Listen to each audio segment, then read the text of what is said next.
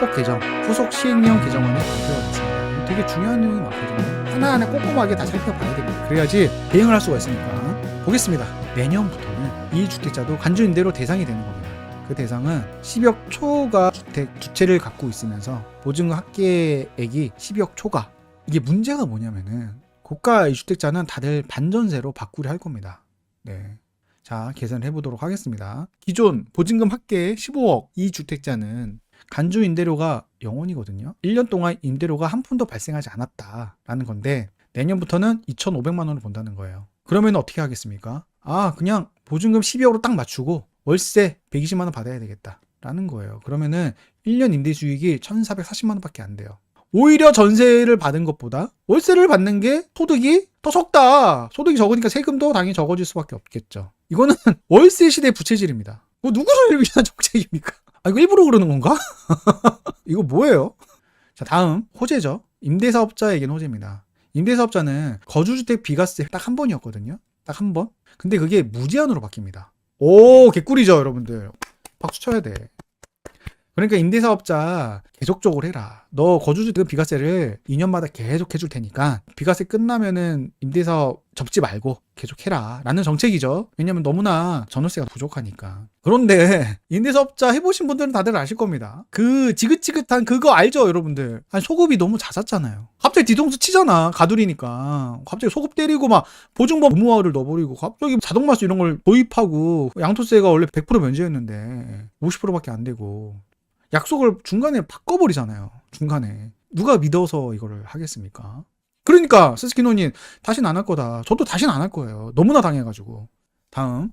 이거는 여러분들 다들 아실 겁니다. 다주택자 양도세 중과 배제 1년 연장이 됐습니다. 네, 이거는 뭐 당연히 해야 되죠. 물건이 계속적으로 나올 수 있게 유도를 하는 거. 이거 말고 토호가도 없애야 되고 그 다음에 장독공제도 없어야 되고 의무거주, 청약 의무거주도 그것도 없애야 되고 그래야지 물건이 나오니까 그게 다 똘똘한 채를 가속화시키는 정책이거든요. 이걸 다 없애야 되는데 그래도 그나마 이게 있기 때문에 물건이 나오는 거야. 그나마 양도세 중과 배제가 되니까 강남 3구랑 용산 만약에 중과 배제가 연장이 안 됐으면은 강남 3구랑 용산 더 올라갔겠죠. 물건이 더 잠기니까. 이거 뭐 충분히 예상했던 거고 여러분들 단기 민간 임대사업자가 부활이 됩니다. 부활이 돼. 네, 6년입니다. 6년.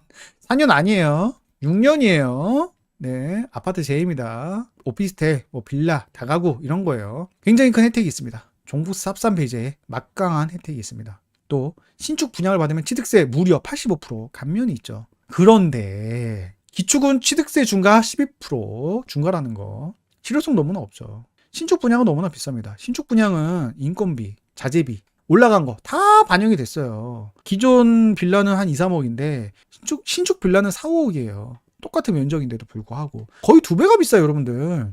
그러니까 분양을 안 하는 거예요. 취득세 12%도 있는데 이게 수치 타산이 안 맞아요. 기존 빌라 가격으로 분양을 해버리면 수치 타산이 안 맞아요. 그래서 지금 공급이 씨가 많은 겁니다. 너무나 지금 자재값이 올라갔는데 인건비가 너무나 올라갔는데 기축을 사야 되는데 기축을 못 사게 막아놓으면 누가 신축을 사겠습니까? 안 사는 거예요. 그래서 실효성이 없는 거예요. 자, 다음 1세대 1주택자가 인구 감소지역 공시가격 4억 이하 투자를 하면 추가로 한 채만 사면은 이거는 1세대 1주택 특례를 그대로 유지를 해주겠다. 1세대 1주택 특례가 그거죠. 양도세 비과세라든지 종부세라든지 이런 특례를 유지를 해주겠다. 혹이나 투자하겠습니다.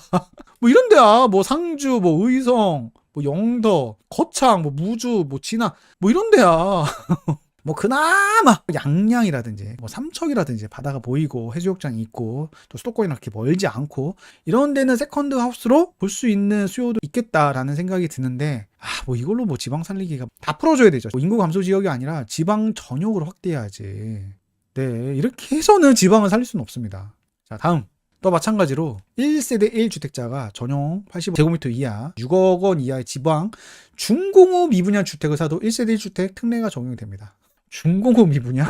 다 짓고도 안 팔리는 주택이잖아요. 이게 입지가 너무 안 좋거나 고란 입지거나 너무 비싸기 때문이거든요. 그만한 이유가 있는 겁니다. 그러니까 리스크가 굉장히 높아. 불확실성이 굉장히 높고 위험성이 높아. 지금 시점에 1주택자가 이거를 사겠습니까? 실수요자가? 굳이 중고급 미분양 사겠습니까? 그냥 서울을 먼저 사고 그다음에 지방을 한 채를 추가로 좋은 거 살 것 같은데.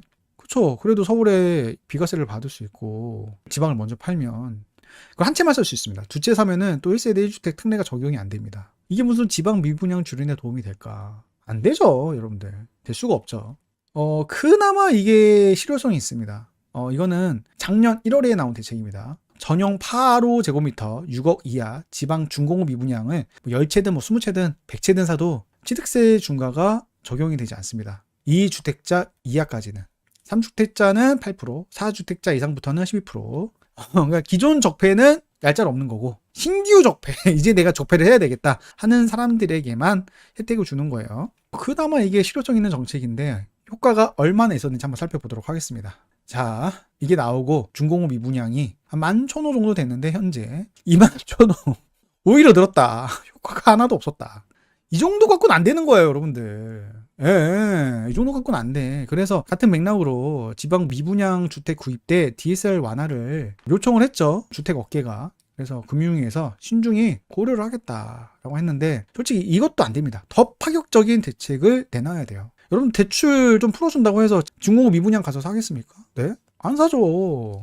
일단 완화 대상을 우리 같은 야성적 충동이 충만한 기존 적폐들까지 확대를 해야 됩니다. 그리고 중공업 미분양뿐만 아니라 미분양 주택들까지도 확대를 해야 돼. 순서가 있는 거야. 중고급 미분양이 주는 게 순서가 아니라 일단은 미분양이 먼저 주는 게 그게 순서인 거죠. 미분양 주택이 훨씬 더 상황이 더 나은데. 그럼 당연히 중공업 미분양보다 다들 그냥 미분양 주택을 살려고 할 텐데. 그러니까 순서라는 게 있는데 미분양이 먼저 줄고 당연히 그 다음으로 중고급 미분양이 줄어드는 겁니다. 순서라는 게 있는 겁니다. 훨씬 더 나은 게 있는데도 불구하고 누가 중고급 미분양 사겠습니까? 사정이 훨씬 더 나은 미분양도 천지인데 지금.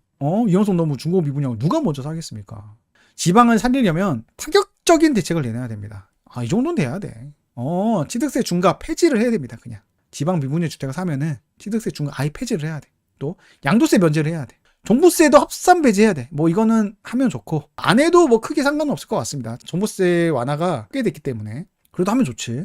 또 미분양 주택 주담대는 DSR 예외는 해야 될 것 같습니다. LTV도 70에서 80%이 정도는 완화는 해야 그래야지 우리 적폐들이 움직이지 않겠습니까, 여러분들? 여러분들 이러면은 움직이죠.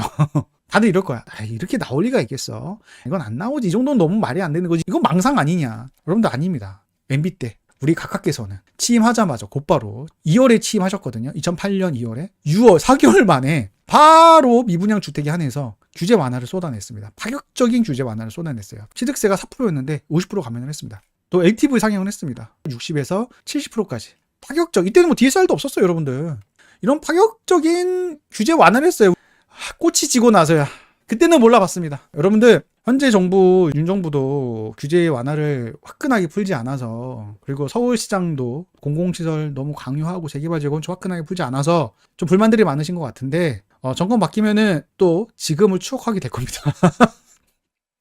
그때가 천국이었구나. 그때가 좋았구나. 꽃이 지고 나서야 깨닫습니다. 똑같이 역사가 반복됩니다. 또 여러분들 미분양 주택 취득 시 5년간 양도세가 감면이 됐습니다. 그러니까 제가 말씀드린 게 허상이 아니에요. 그냥 말씀드린 게 아니에요. 각하께서는 2008년, 2009년 연달아서 규제 완화를 쏟아냈습니다. 양도세 감면을 100% 감면했어요. 양도세 면제를 했어요. 지금 생각해보면 정말 파격적이죠. 이러니까 지방이 살아났어요. 이렇게 나와야 돼요. 그리고 서울 아파트 가격을 잡았어요. 그래서 이게 우연이 아닐 거 아니에요. 왜 보수 정권이 들어오면 집값이 하락하고 서울 집값이, 진보 정권이 들어오면 서울 집값이 올라가고, 이게 사이클에 따라 움직인 거라고 볼 수도 있겠지만 이게 정책적으로 굉장히 힘을 실어줬기 때문에, 유동성의 움직임을 바꿔놨기 때문에 서울 집값을 잡았던 겁니다. 자, 아무튼 주택업계는 작은 희망을 안고 국토부에 이렇게 건의를 했습니다. 지방 미분양 해소를 위해서 금융, 세제 지원을 해야 된다. 규제 완화를 해야 된다. 적극 건의를 했습니다. 공급도 규제 완화를 안 하니까 공급도 제대로 안 되고 지방이 더 무너지고 있고 이렇게 이야기를 한 거죠. 너무 말 잘했죠. 주택업계에서 우리가 하고 싶은 말을 대변해서 잘했습니다. 국토부에서 이렇게 답변을 했어요. 우리 공공주택 물량이 굉장히 많은데 25만 원 공급할 건데 그 정비사업 제도 개선 힘쓰겠다. 공급 제대로 하겠다. 여러분들은 공급 잘 해주고 안전관리 강화 잘 해주고 책임을 다해주길 바라겠습니다. 이게 무슨 말이야? 저는 이 생각이 들어요. 지방 규제를 완화를 해야 되는데 지금 국토부 답변도 그렇고 현재 돌아가는 것들을 보니까는 또 한 채를 맡기가 힘들 것 같다. 마푸자, 마포가 24억 5천 를 찍는 이런 상황들이 막을 수 없을 것 같습니다. 진짜 마포 24억 5천은 정말 너무나 충격적이에요. 노량진은 대체 얼마가 되어야 될까? 다 평지고 1구역부터 7구역까지 하이엔드 브랜드예요. 그 다음 9호선 급행이고 강남까지 한 번에 갈 수 있습니다. 또 여의도가 바로 앞에 있고 또 여기가 공시생들이 자리 잡았던 곳이다 보니까 그게 학원가로 다 변할 수 있는 가능성도 있어요. 자, 노량진 이야기가 나와서 하는 말인데 건축비 올라서 재개발 다들 걱정하고 있습니다. 다들 하는 이야기가 이렇게 건축비 많이 오르면 추가 분담금 어떡해요. 하나같이 그런 걱정들을 하시더라고요. 공사비 올라가는 속도보다 1분가 올라가는 속도가 더 빠릅니다. 네. 광명 같은 경우도 비례율이 개선이 됐다니까요. 공사비가 올랐는데도 불구하고. 근데 노량진은 도대체 얼마나 개선이 되는 거야, 여기는. 여기는 분양가 상한제 지역이 아니에요. 진심 누구도 겪지 못한 최악의 양극화가 계속 확대되고 있습니다. 저만 놀랍나요?